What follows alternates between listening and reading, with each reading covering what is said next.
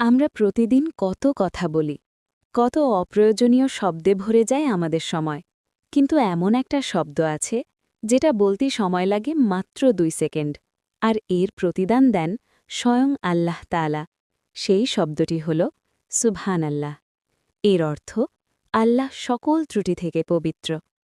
রসুলাল্লাহ সাল্লাল্লাহু আলাইহি ওয়াসাল্লাম বলেছেন, যে ব্যক্তি দিনে 100 বার সুবহান আল্লাহ বলবে তার জন্য 1000 নেকি লেখা হবে, অথবা 1000 গুনাহ মাফ করা হবে। এটি সহি মুসলিমে আছে। ভাবতে পারছ, শুধু একটা জিকির আর আল্লাহ তোমার আমলনামা ভরে দিচ্ছেন নেকিতে।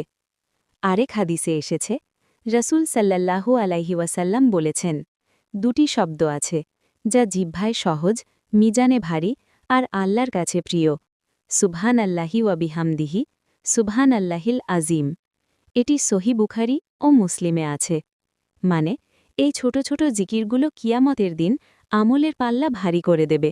কল্পনা করো, তুমি রাস্তায় হাঁটছ, কাজ করছ, রান্না করছ অথবা শুয়ে আছো, আর আস্তে করে বললে সুবহান আল্লাহ। হয়তো কেউ শুনল না, কিন্তু আসমানে ফেরেশতারা লিখে নিল তোমার নেকি। একবার বললে যদি এত কিছু পাওয়া যায়, তাহলে আমরা কেন চুপ থাকব? চলো এখনই একসাথে বলি, সুবহান আল্লাহ, সুবহান আল্লাহ, সুবহান আল্লাহ। হয়তো এই ছোট জিকিরটাই কিয়ামতের দিন তোমার নাজাতের কারণ হয়ে যাবে।